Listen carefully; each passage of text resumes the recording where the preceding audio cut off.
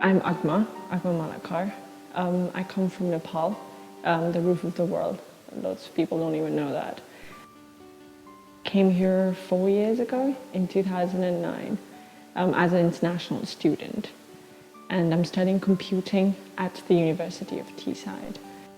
Not just computer as in programming, I do business in computing, so both the side of IT as well as business. I've always dreamed of becoming a businesswoman within the IT sector. So yes, it is a difficult choice, but nothing is easy really. So yeah, something of my interest.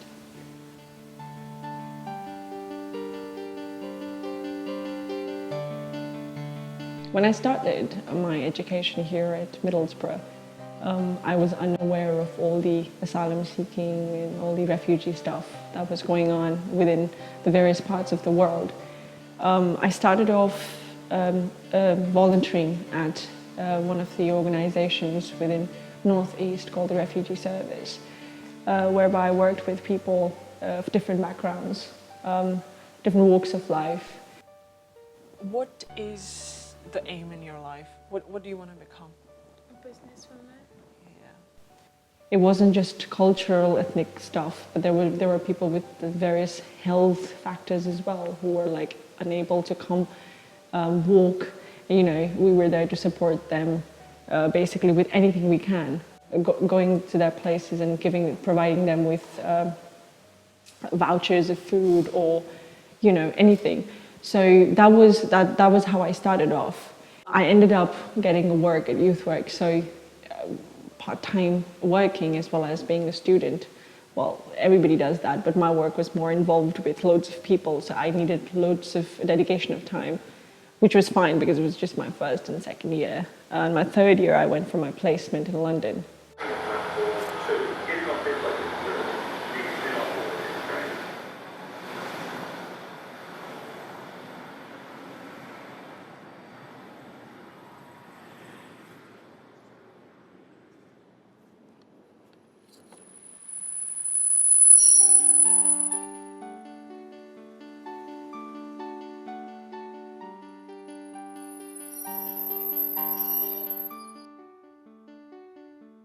Coming back here, this year has drastically changed the whole outlook of my life.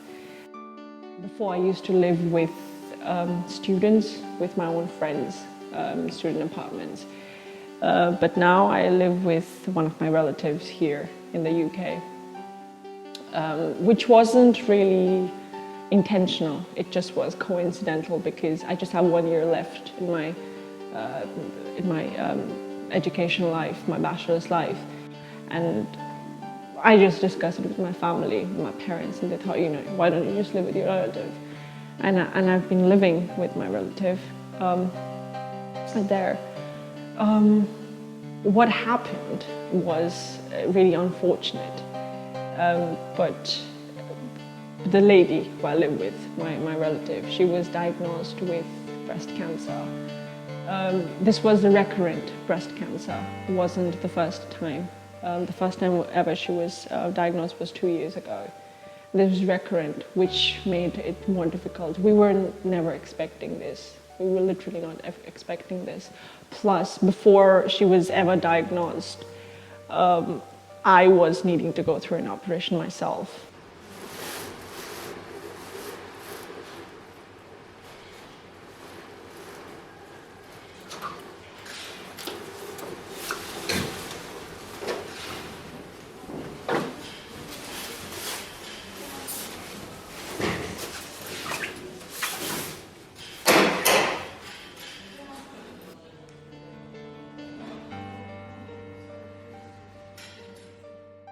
While that was happening, my relative, she just kind of found out a growing cyst in her right chest. So we thought, let's, you know, check it. What is it? So on my process of me having an operation, me having a surgery, which was already, you know, the doctor said, let's set a date. And there was already a date set. After, I think, 1 or 2 weeks ago, she was diagnosed with cancer. So it came as a very big shock for us. We were really set back because we thought everything was done for her when she was first diagnosed and she went through radiotherapy and it was all bad. We were really shocked, but I had to go through it because the doctors had said it, that I have to. For her, she has to as well because the cancer was literally just spreading. Now, the operation bit is fine. The doctors supported. There was operation, there was surgery, everything. But it isn't the operation anyone is scared about. It is the after, the post-operation, where you need all the care. The primary, the main care comes at that particular point. So after that operation, I think I've kind of got the responsibility on myself to kind of look after her, not because she wants me to or I want to or we need to. It's just a family thing.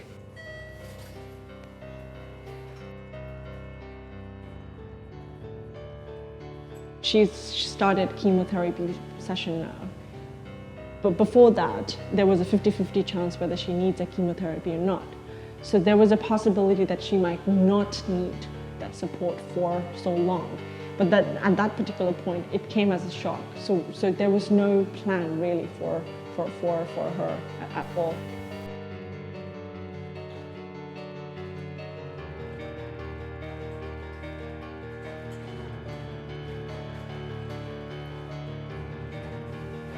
They were scared to tell us about mastectomy because of the fact that they already knew that she was living on her own before me, because I was in London and then I came back and living with her.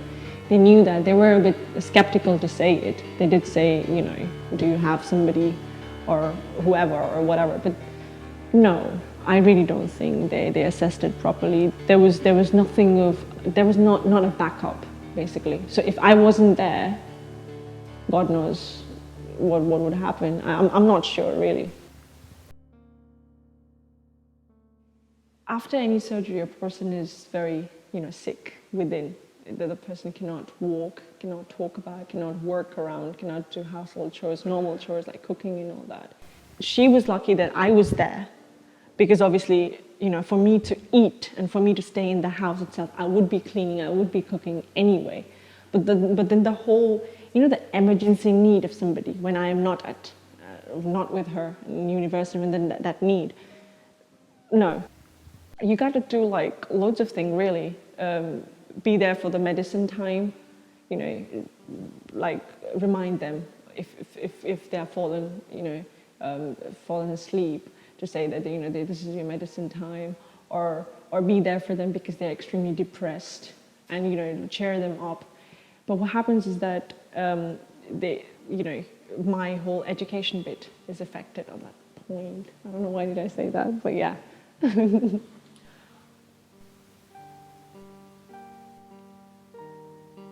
So I'm there doing all the cooking, cleaning of the house, be there for the person, for her. If she needs anything, just be there as an emergency, as how you call an ambulance, 999, say, we need somebody right now, right here, because this has happened. That's how it is. Now, on that process, we did approach the NHS, saying, can we have a nurse, a day nurse? Because, this is how it is happening, and I need to come for my classes at university. It's like spread out from 9 a.m. till 5 p.m. So on Mondays, I need to come at 9 o'clock. On Tuesdays, I'm here till 5 o'clock. So it's really spread out. Because of that, we did approach NHS, and we did say, can we have a nurse? Not a person who would live with us, but somebody maybe who could come at like 8 o'clock, or maybe 9, 10 o'clock when everything is done, like when we are ready, and somebody to support her, and then go at 4 or 5 o'clock or 6, whenever, after I return from university. But it was, I wouldn't want to say it's bad, because we do understand that, nowadays NHS is being cut with all the fundings, and there's so much NHS need to think about. But we do know that there are district nurses who can actually make time. There are incidents where we've seen that, but they directly said no. we couldn't, we cannot make it because of so and so and so. To be honest, they didn't even give us a valid reason. They just said it's not possible. If you need it, you can call the GP, and a district nurse will be sent to you. But no, a person cannot stay with you, or there cannot be a person on a timetable basis to come at 9 o'clock and go.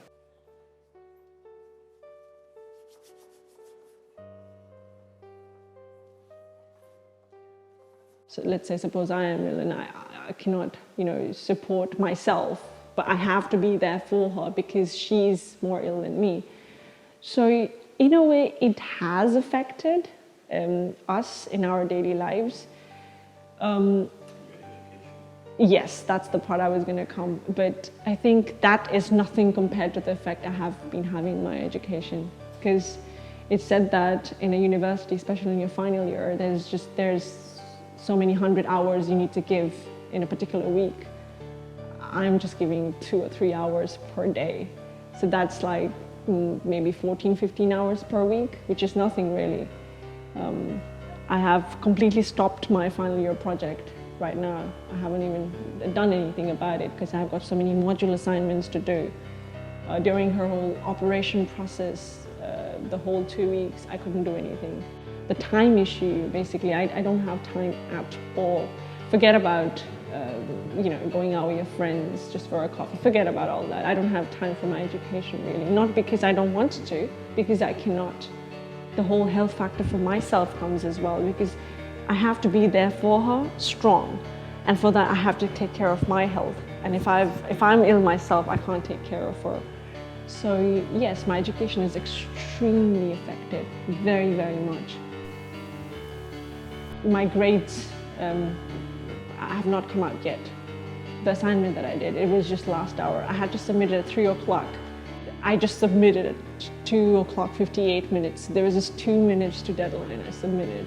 Seeing all that stress issues, I'm suffering from stress at the moment, and all the anxiety things.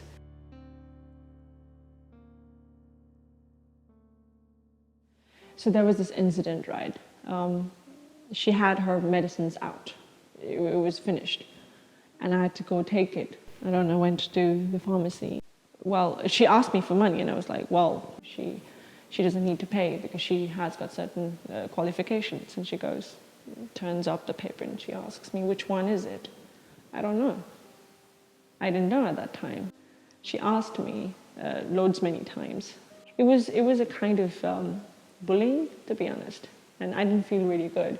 That's one kind of support that you can get, that oh, okay, she's suffering from this, and she's caring about somebody, so we need to provide her support, like, oh my God, what's going on, that kind of thing. Plus, what else can be done is, like I said, there are times when chemotherapy is a really big thing, right? The person is completely drained out, but she has got INRs to check her blood levels. Now, I would want, I can't take her to the GP because she's extremely sick. She can't call. And if I call doctors, if I call GP, I would want somebody to come and take her blood and do the test and all that. But there aren't any. They would say, okay, call the district nurse and we'll send you whenever they can. Well, we have faced it, and I'm just going to be honest about it.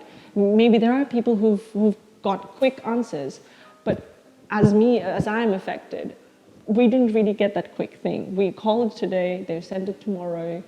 There were cases when the nurse who came around was not helpful, was not smiley. I don't know whether it's because I'm brown, but it was a matter of, they didn't even want to talk to us. It was really bad. And there was one case when a nurse came around and she just used hot water from the bathroom, and that's not hygienic. All that kind of support. Plus, maybe this one is very important. Well, obviously they can't help me education-wise because that's something I should be doing. And I've already mentioned that, well, they could send a nurse when I am at university. But one thing they could definitely do is, as carers, they should understand that, fine, there are carers, they're paid, right? The real carers, they're paid. They go home, they relax, because that's it. They care at their hospital, they go home, they have their kids, their boyfriends, whoever, they kind of change. For us, it's like a 24/7 thing, because anything can happen, but yet we are not paid, which is not really a big deal for me. Can be for some people who really struggle with money. If I'm struggling, yes, I would need money. But there are things like stresses for carers as well, like me, who's got so much going on in the head, right? There can be something like a social thing, like a gathering of all those kind of, carers, or maybe take us out on a, I don't know, the NHS can organize something and, don't know, maybe do a fundraising as such to gift us, or any, I'm not saying, oh my God, we need something, but it's just a refreshing bit. Do you listen to Bollywood music? Yeah. Yeah. Tujhe dekha to ye jana. Where are you from? Nepal. I would want to tell all the carers like me, who are family carers, who've not been paid, or, well, paying is not really an issue, but the whole support that NHS could give. I think NHS should really push hard on those primary carers, because yes, there was a time, I think it was 2000s, when the whole internet booming came around, the whole technology booming came around, and the whole machines within the hospitals changed, and it kind of eased the primary carers, the paid carers' life. But I think they are there in the hospitals, but there are real carers in the houses, in the homes. Those carers those patients who can't afford those carers, and there are those carers like me out there. I think they're in worse condition than mine. We're out there. There has to be a support, and this is a message to all those carers that please don't lose hope. I hope this video kind of raises awareness amongst them, and I think they should all come up, and they should come up, and they should kind of talk to NHS about it, instead of all those NHS saying, we need this many computers or this many computers, and this is one of the real issues that the UK is facing. So that's it.